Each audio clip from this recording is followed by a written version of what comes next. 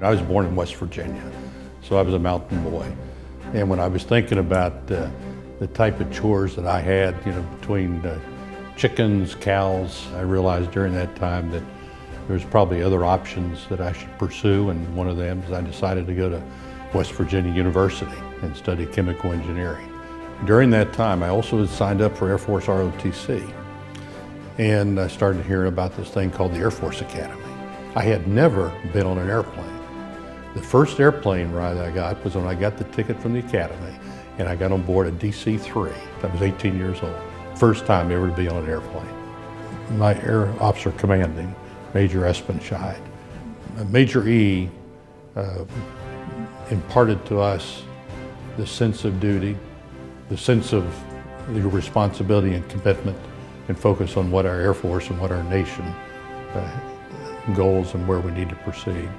And as a result, most of the people in my class, we knew that we would be going to Vietnam. And so I think that imparted to all of us that we had a sense of duty. And we had this great opportunity to be at the Academy, but it was to serve our nation. And our nation was at war, and when that call came, we answered it. I was in pilot training, and from there, we had a lot of C-130 assignments. And, I volunteered for Vietnam. It didn't quite come down at that juncture, but then what happened was that once you get to be an aircraft commander in a C-130, then there were special operations 130s that were coming available. Pretty much finished all my training, so I went home to see my parents over Christmas. And the headlines in the paper was a Spectre gunship was shot down on 21 December. 14-man crew, all were killed. And my mother asked me, she was very familiar with the C-130, and she says, well, you're just flying C-130s, right? And I said, Mom, don't worry, because I did not want her to know or associate me with the AC-130. One of the most eventful missions, though, was my first one. And on the first one, they call it the dollar ride. During this time, we started getting AAA. There were people who said it's coming right up at us. We're going to be shot down. That part was very sobering. Obviously, as we looked at the tapes afterwards, in reality, the AAA was not as close as what our sensor operators thought it was. Yeah, I say the first ride, and what happens? I get shot down. That was going through my mind. And then I volunteered to go overseas. And my first, the assignment they had me on was to be the command post duty controller at Rhein Main Air Base. So all the airdrops that took place during that time, I had the opportunity to do most of the planning as well as actually survey the drop zones. We flash back to Desert One. We look at Desert One as really the foundation that became the birthplace of modern day special ops, because it was recognized then by our country that we needed to have this capability.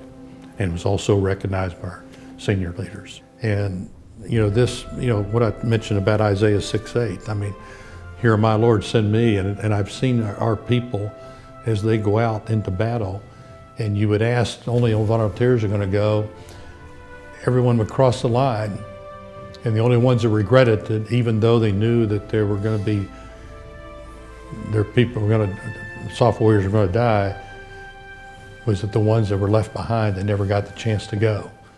I mean, this is that warrior's ethic, and it's really ingrained within this force. The Charity Navigator has awarded the Soft Warrior Foundation 11 years in a row a 4-star charity.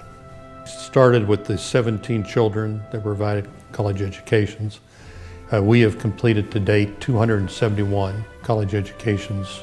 We have over 791 that are currently in the pipeline to go to college. Today in college, we have 147.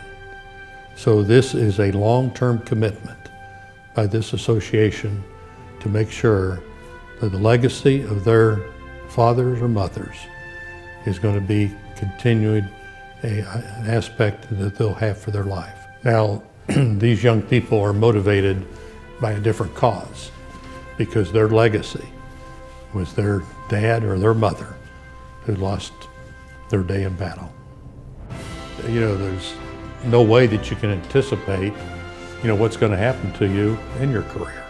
My wife was always asked when I later became a general, she says, how's it feel to be married to a general? He says, I don't know. I married a captain.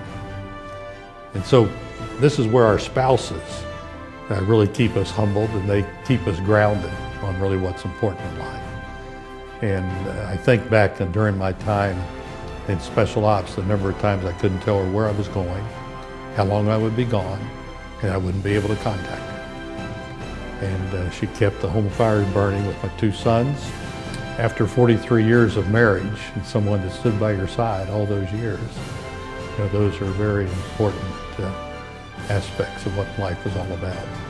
In no way did I ever anticipate where I would be, after I left the academy. I mean, you don't come out of the academy thinking you're going to be a general. You're coming out to kind of be the best lieutenant that you can be. Colonel Lee would say, you want to be the best second lieutenant that the Air Force ever had.